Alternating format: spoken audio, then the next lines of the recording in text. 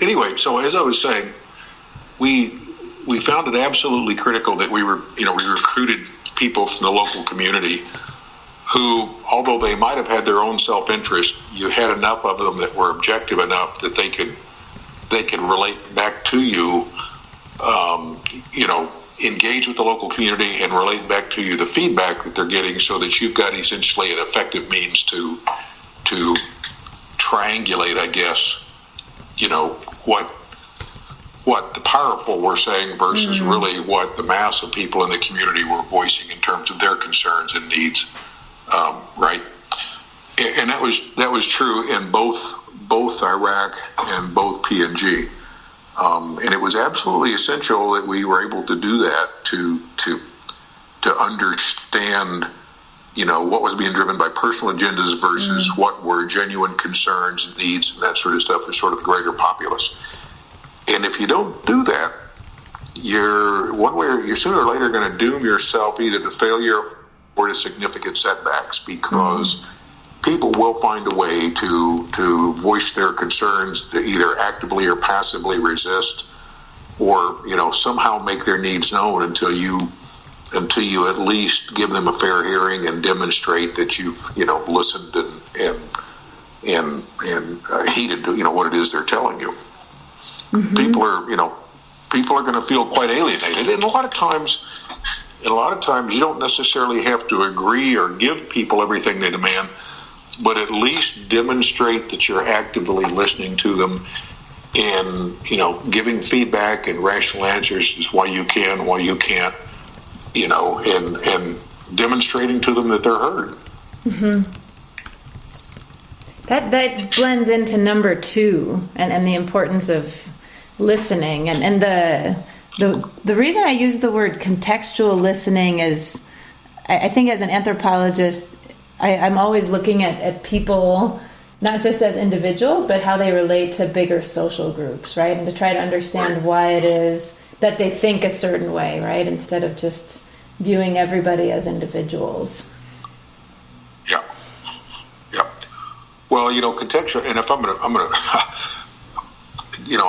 gonna admit that I'm contextual listening. I'm going to assume that you're talking about communicating in a culturally appropriate manner. Yeah. And one of the things that I've learned many years ago is that because I'm a foreigner, even though I might get invited to attend meetings and people will come talk to me and whatnot, I'm really never going to fully appreciate what's being said to me verbally and non-verbally in cultures that are different than my own, right? There's any number of dynamics as to why I don't fully understand. Part of it is people communicate differently in other cultures, right? It's in kind of a case in point, and a bit of a war story, but when I was in Russia, we often exchange letters back and forth with Russian authorities and stuff like that. And after a period of time, once you got to know our translation staff and, they got to know you and there was trust built up, they used to come to me and they would translate a letter, and it would be a verbal, it would be a literal translation of the letter. And then they would come to me and they'd say, okay, here's what you're reading, but let me tell you what they're saying to you, right? So, let me tell you what is between the lines of what they've written to you. And so you start to realize that there are variances and differences in communication between cultures that if you really want to know what somebody's telling to you, you got to find somebody that's got a foot in both camp, right? So we had people in Iraq, and the same with PNG, who basically been brought up in both cultures, and so they could communicate to us in a manner that allowed us to better understand what people were, as you put it, the stakeholders were telling us, right?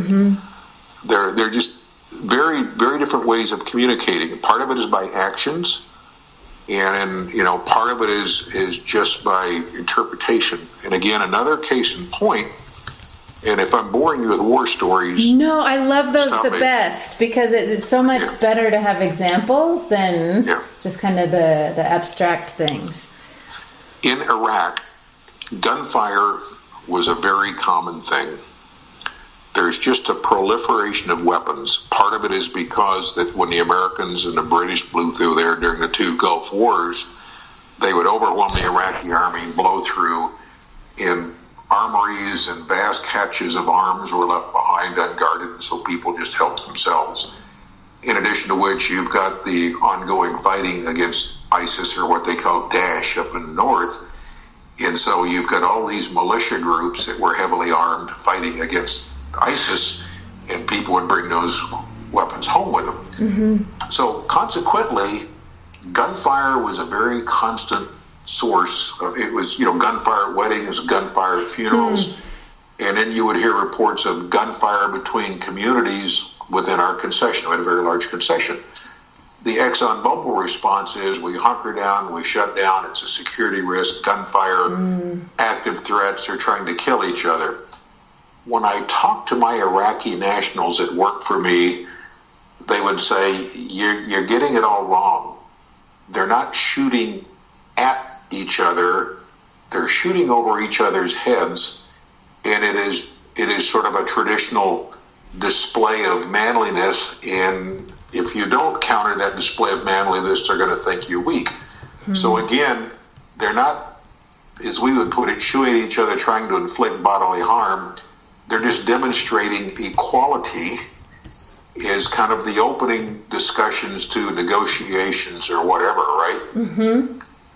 So our security guys never quite understood that, because they're in the frame of threats. And we finally got to realize, okay, the gunfire is not aimed at us. It's not a means of antagonism. It is just the opening of discussions, or opening of, I want to say something to you, right? Wow. So, again, it all goes back to there's different ways of communications in different societies.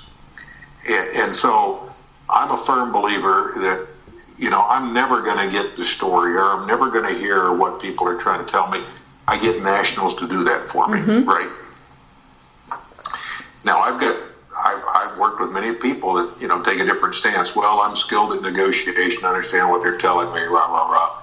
I'm a firm believer, no, you're not, So, again, just comes down to, differences in perceptions and communications. And so, anyway, going back to A on your thing here, identified proposed path of pipeline through ecologically and spiritually sensitive area. Yeah, we had a number of instances, Africa, PNG and whatnot, in which indigenous communities, even though they might be Christian, and again, if you go to PNG, they're very heavily, they were, the missionaries flat worked over PNG. In fact, depending on where you go in PNG, you can tell by the names almost what missionary groups were there, right? If you go to, and there's a bunch of Marks, and there's a bunch of Marys and that sort of stuff among the population, okay, the Catholic got to those guys. If you've got Sarahs and Wesleys over here, okay, the Lutherans or the Episcopalians work those poor devils over, right? Mm-hmm. So you can almost tell what missionary group hit where, and so you've got a very heavily missionized population that many of them faithfully attend church and stuff, but they've still got a very spiritual, animalistic belief. So you're going through and they'll say, well, that's a sacred tree, or this area has sacred spirits and that sort of stuff. If you're not careful to spend the time to learn that sort of stuff, you can wind up putting a pipeline to an area that has tremendous value in a non-Christian sense to a group that can cause a tremendous amount of strife and aggravation. Mm-hmm. I mean, right, you can completely alienate groups almost to the point of violence because you just haven't listened and respected what's of importance to them. Or, you could even put it to a cemetery. The cemeteries there aren't necessarily marked like our cemeteries are. And, you can imagine the sort of antagonism when you go plowing through areas in which ancestors were buried or the spirits of ancestors were interred, not necessarily bodies or bodies, but where they believe their ancestral spirits are. Right. So, if you're not listening and you don't take the time up front, you can cause some pretty serious problems with your local populace and that sort of stuff. I think you're right. I think it makes sense to draw out the cultural appropriateness. I think I was just assuming that, but I don't think Jessica? Everybody would. Hello? Okay. Are you there? Yeah. Can you hear me? Yep. Can you hear me? Okay, good. You just dropped off for a second. Oh no, sorry. It might be my Wi-Fi. I think as an anthropologist, I take that for granted about the cultural appropriateness, but I think it makes sense to bring it out explicitly. So thanks for the feedback. Well, Westerners, engineers and scientists don't necessarily receive anthropology training. No. And these, the extractive industry is basically built of engineers, scientists, and technicians and stuff. Mm-hmm. And it's not, you'd think it would, but it's not intrinsically obvious to a lot of people, right. I guess. Yeah. No, that. Yep. Now, the second point, identify that women were marginalized. Very, very common. Mm-hmm. P&G women are treated as commodities. And I hate to say that, but they're often bought and sold in terms of wives and things like that. Mm-hmm. Men acquire numbers of wives as an indicator of affluence and wealth or importance. Typically. The wives that were occurred earlier and maybe older are often, I won't say discarded, but let's say they're ignored in favor of younger wives for, the obvious reasons and things, right? Right. And so you will find that men will ignore them until they think that the wife has something of value or has access to something of value, and at which point they will exert themselves and take whatever it is from the wives that they think might be of value. That could be true of wages. That could be true of salaries. That could be true of benefits. And so we as we were going through doing pipeline surveys and land acquisitions and things like that, in traditionally owned lands which are not documented in any form, so you lack the structural mechanisms that you and I are familiar with from from land transactions, right? In the West or in the United States, we go to a land office, you've got a deed, you know what the value is, you pay the money, the deed's transferred, it's put in your name, the land rights are secured. Traditional societies don't have those sort of things. And so we would go through, and it would be very common to find a woman raising a number of kids with no apparent male about. You think, okay, it's a single-family household, so you would count crops, you would negotiate, you'd provide a value and whatnot, and then you would pay her a fair market value for what was her traditional land, and then bingo, a male would show up, turned out would be either, if not a husband, it could be either a father or a brother, and the very first thing they'd do is they'd take whatever money that she just got paid, off they would go with it, right? Ouch. So that was very common. So we tried to devise various means to which you can benefit those people and not make it attractiveness. Okay, you qualify for, in lieu of a cash payment, you might qualify for goods, a grain grinder, a mill, improvements to your living structure, or we're going to increase, we'll find you another piece of land that you can occupy that's just as good as that one, and you'll qualify for an assisted living program in which we'll bring in agricultural experts and help you learn some better ways to raise sweet potatoes and corn and peanuts and the traditional sort of crops and stuff. So you tried to find ways in which you could benefit women without exposing them to a greater risk of having it taken from them, or perhaps even violence, for men demanding that women give them this stuff. The same sort of thing. We are actively trying to recruit women into the workforce, and they would walk out of a camp and there'd be a male relative or an absent husband waiting for them to demand a check, and if the woman is resistant, I mean, she could be subject to physical harm, by a man who there was no repercussion in a society for it. So we were trying to get creative. Okay, well, pay the money into a bank account and tell her, if you don't tell your husband, he'll never know about it, right? Those sort of things. So you hate to resort to those forms of subterfuge, but you have to find creative ways for women to benefit without exposing them to risk of harm, which is if you're not careful, you could get a woman killed, right? Right.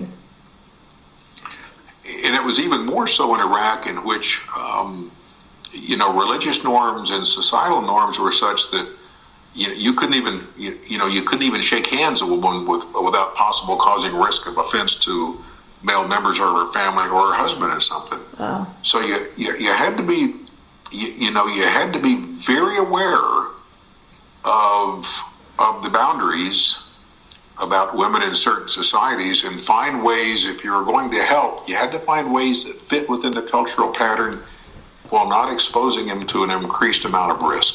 Mm-hmm. And sometimes it can be very, very difficult. Right.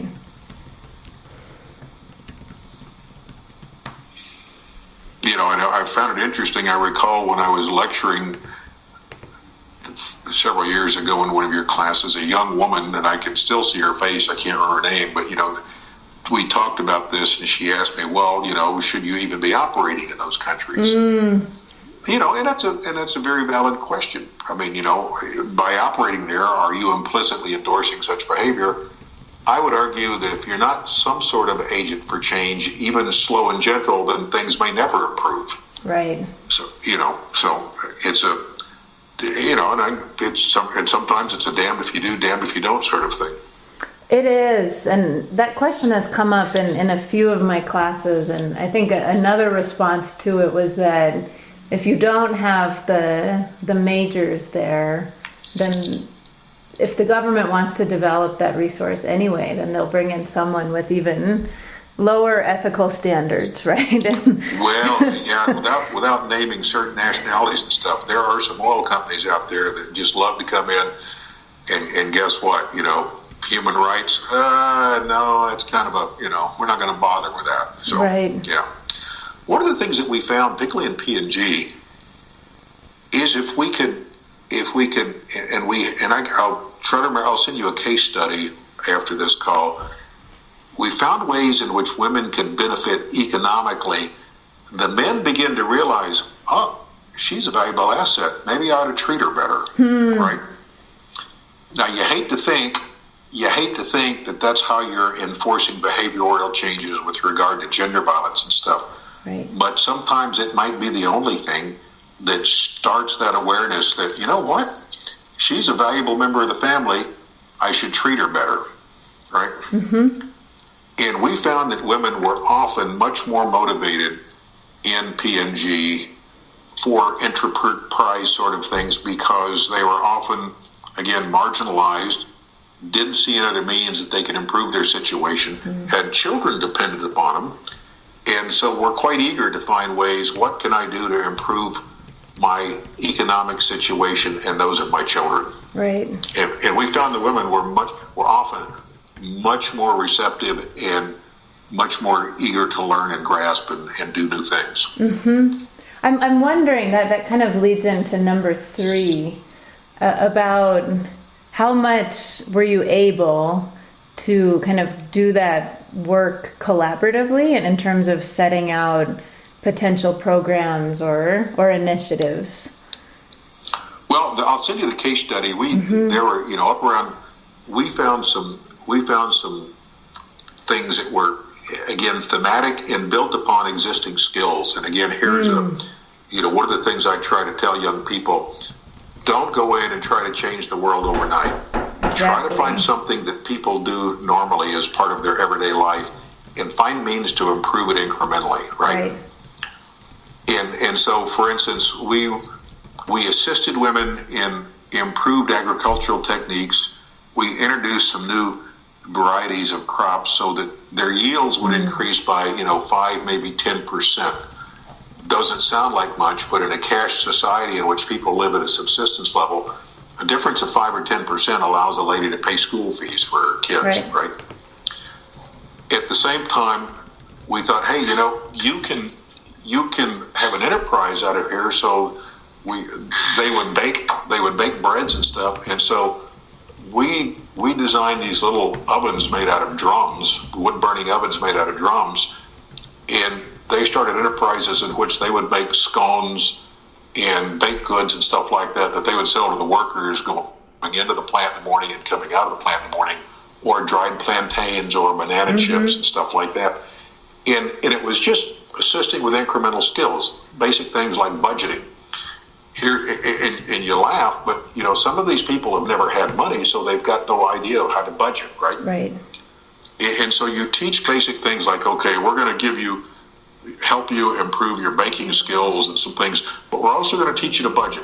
Don't spend all your money at once. Part of your money needs to go to the supplies for tomorrow. Right. Part of it needs to be saved for the next thing.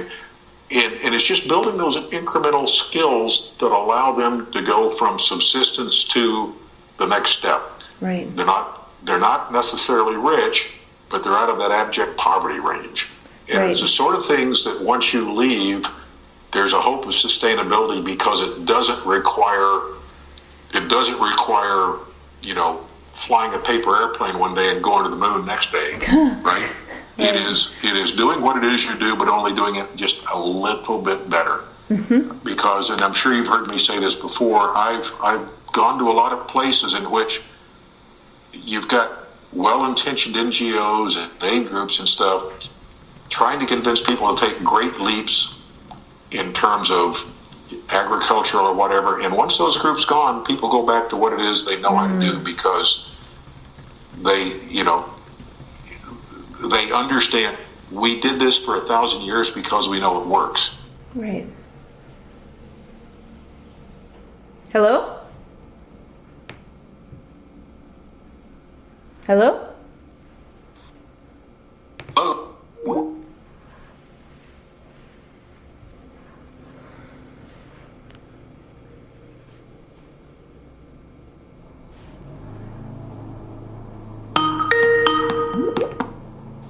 Hello?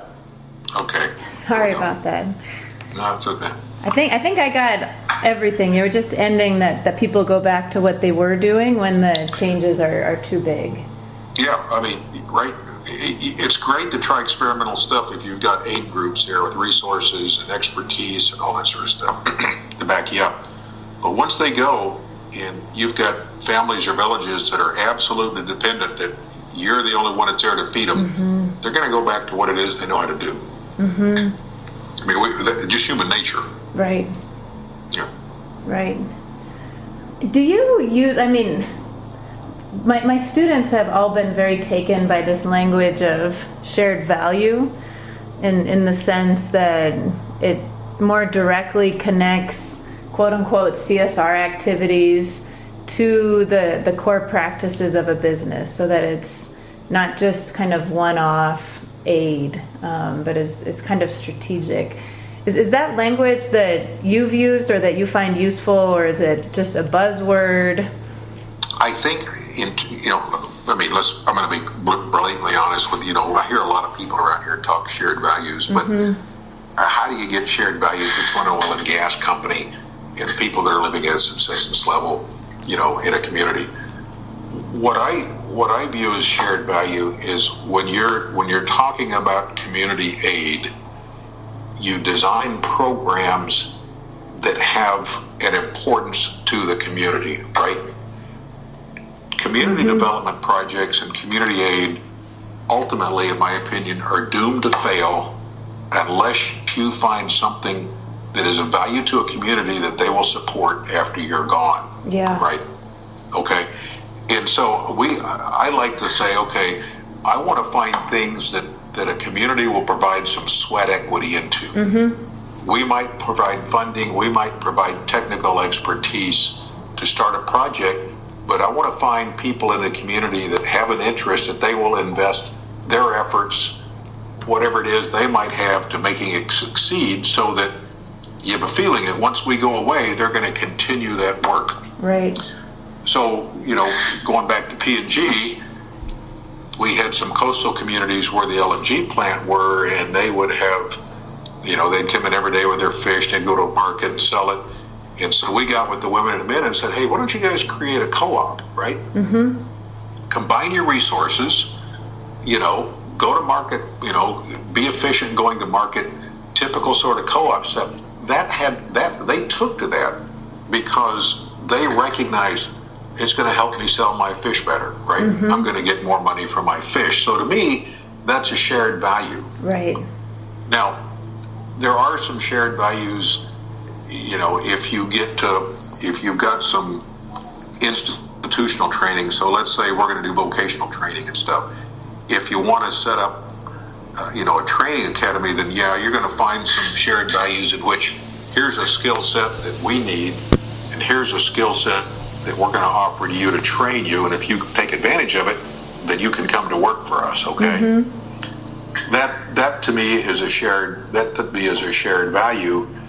It takes a considerable bit more investment, but a shared value. So I'm a little bit leery when I hear people throw the term shared value around.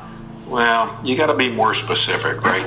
Right. Our shared value is extracting oil and gas for the benefit of the shareholders. Right. I don't know that that's what that community has a shared value in per se. Exactly.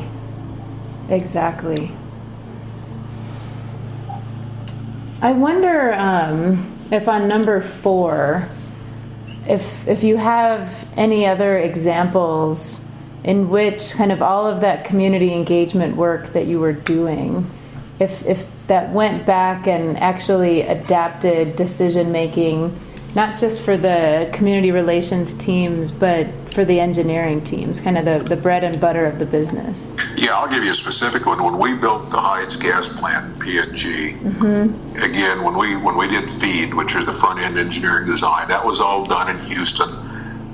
They looked at topo maps and they had all the satellite imagery and the geotech, and here's a great piece of ground. It's in the right place. We're going to put the gas plant right here and have design firms do it and whatnot. So we got country, started doing the surveys and said, we're going to have to move 50 families. It'd be easier to move the gas plant. They said, no, we've already invested the time and money in the design and that sort of stuff, so you'll just have to move the families. No, by the way, we're going to start in a couple months. Oof. It was more than 8 months of delay and millions of dollars in compensation payment that when it was all said and done, when the project looked at the delay, right? And when you're talking a day of delay in a gas project that ultimately will generate $12 million a day in gas production, right? It doesn't take long to do the mathematics, and even the village idiot can come up and say, we would have been better off moving the gas plant, right? Right. Because all it was just a shift in design. But again, you had engineers thinking, well, we already sunk the money and stuff into the plant design, the footprint. That's a whole lot easier. Right. That realization hit, and from that point going forward, as they were routing the pipeline through the countryside and stuff, the engineering team took great pains to avoid residences and gardens and that sort of stuff wherever they could, mm-hmm. because they had to learn through the hard way that in a traditional society, moving residences and moving people can be extremely difficult, in which you've got to have, nobody's got defined land rights, so you go through the extensive consultation to talk to a wide variety of people. Are these really the right people who legitimately own this land? Yes, no, maybe. And then you've got to go through a number of hoops to generate the compensation. So again, it was recognized that the transactional delays and the transactional costs were much, much greater than just a simple engineering decision. Yeah, we can ship the pipeline 100 meters this way, and boom, off we go, right? Right. That's a great example.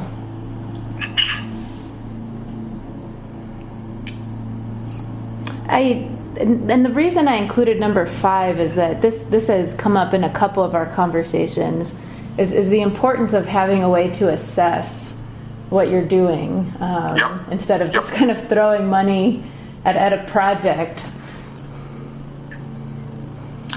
The collection of metrics is always an interesting question.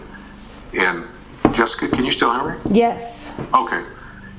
as an oil and gas firm with a bunch of engineers and scientists, they're forever pushing us get more metrics, and there's this belief that if you can measure it, you can manage it, right? Mm-hmm. When you're dealing with people, it's not always that concrete. And I'm a firm believer that the fewer and the simpler are probably better. And I'm going to go back to the Iraq project. Okay.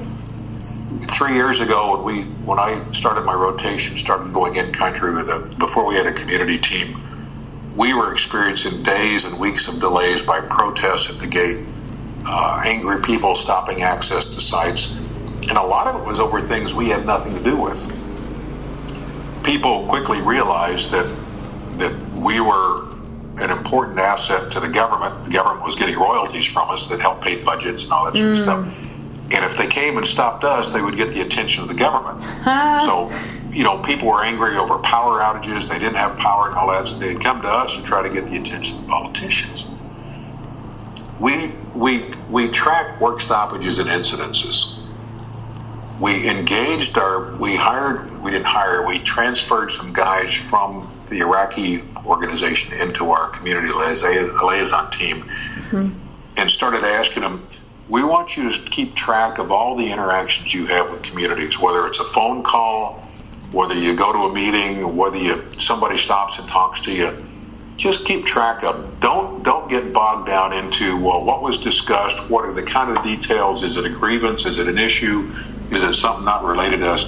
Just track the number of interfaces. And over a 2.5-year period, as we track the interfaces, as we maintain high levels of interfaces, the numbers of incidences drop significantly. Yep. Not because we had changed the government or anything like that, but because we had people interacting with the community saying, guys, you need to understand, just because you stop the oil and gas project doesn't necessarily change the Ministry of Gas or, the Ministry of Electricity and that sort of stuff. You still had people that would try to stop it, but the intervals of stoppage would be measured in minutes or an hour instead of days or weeks, okay? So again, to me, the metrics were extremely useful in demonstrating to our management we've got a very actively engaged team in the field. They maintain this high level of interfaces, and you can see how the incidences drop off. That had traction with our executives. That was what they wanted to see. How are the engagements going, right? Yep. So to me, that is one critical example. The other, and I'll give you kind of another war story, but it kind of brought home a lesson to me, is we did resettlement. There's a defined process for resettlement under the IFC performance standards and stuff, and you go through a very protracted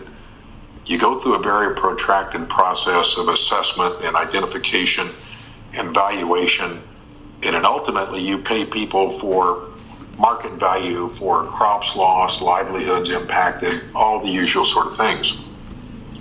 So it was a combination, depending on the size of the household and what they were doing. We compensated families for gardens lost. We helped them reestablish their gardens so they could reestablish their livelihood, payments of cash and stuff like that. And then typical engineer scientists, and we had some well-meaning consultants, but they said, okay, we're going to have all this long list of criteria, and we're going to go out and look at them, and we have to monitor after resettlement to make sure that their livelihoods were reestablished, right, or had a reasonable chance to. And so we were struggling with these assessments and whatnot. And one of the visits, one of the World Bank representatives came in, a very pragmatic lady by the name of Carrie Connor, bless her heart. And she said, when you do these assessments afterwards, you have to have somebody who really understands what it is they're looking at and use some basic judgments. And she kind of pointed out, I saw it myself. You can go to some of these resettled households, and let's face it, no different than Baytown or Gillette, Wyoming. You're going to find people that make some irresponsible spending decisions with the money they've got, right? Right. So they would go do the aftermarket assessments, and they'd say, okay, is your standard of living equal to or better? And they'd say, oh no, I'm poor. I didn't get what I needed. I got cheated and that sort of stuff. But they say, look around, they've got a new vehicle and they've got, flat screen TVs and stuff like that. So obviously they just made some very poor personal choices on what they did with what they got, right? Mm-hmm. So, they may be better off, worse off. Maybe they're not as good off or worse off. But, they made some personal choices, and you can't make their choices for them, right? There's free will. They had an opportunity and that sort of stuff. So, again, metrics are important, but you need to understand what the metrics are telling you. Right. You have to tie metrics to outcomes, not necessarily dollars paid or activities completed, but they need to be tied to outcomes, and not everybody understands the difference between outcomes and activities with regard to metrics. Mm-hmm. Well, and to understand them in their own cultural and economic context. I mean, to go back to the earlier part of the conversation. Yep. So I'm so taken by the work that you did with the women in Papua New Guinea. Did you have particular outcomes for that project that you were trying to track? Yeah, basically women, the things like they increased their daily income, kids were able to go to school. They were no longer dependent upon a male for support, right? Mm-hmm. Those are the sort of things you look at when you measure those sort of things. Mm-hmm. You can say, okay, we distributed 50 ovens. Okay, we distributed 50 ovens. Great. Did it make a measurable improvement in people's lives, right? Right.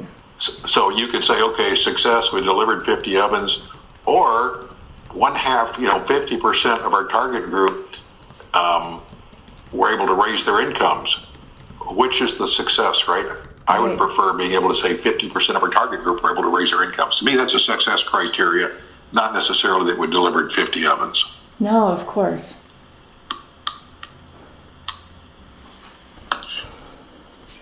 Is there anything, in terms of thinking about how to extract, I don't know if I want to call these best practices or just dimensions, is there anything really key that's missing from here?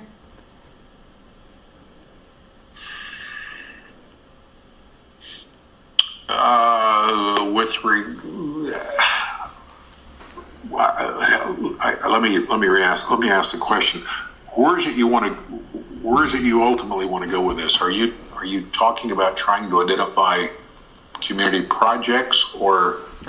I think ultimately I want to give professors a framework to help their teaching, so that they can cover all of these bases when they're going through teaching social responsibility. Yeah, you've probably heard me say this before, and if I'm bored, you shut me up. But a lot of people approach, for well-intentioned reasons, a lot of people approach social responsibility and community projects for stuff that either looks good or feels good, right? Right. They may go to a village and they say, oh my God, there's no health care. We're going to let's put up a clinic for women and children, right? That's admirable. There's nothing wrong with that. But they may be missing the picture that there's such a adult mortality rate that adults are dying off at such extreme numbers that they're leaving large groups of vulnerable population, women and orphan children, that if they were to focus on maybe doing something about the adult mortality rate, they would be able to raise, the overall well-being of a village as opposed to a small select group. And I don't know if I'm elucidating myself clearly. No, you are, and it reminds me of other conversations that we had, and you spoke about this with my students too. What I'm trying to think is that if there's a way to add some meat kind of to number 3, to be able to make the distinction. Yep. Well, let me do this, and I've got a zip here. I'm running it. I've been working on some stuff, believe it or not, for training modules internally. So wow. Let me flip some stuff to you, and I would just ask that feel free to use it, but just somebody ask you where you got it. Get forgetful. I will be very forgetful. So No, I just wanted to say, I mean, you should run, but I just really appreciate your time, and our conversations are always very helpful. Well, I'm happy to do it.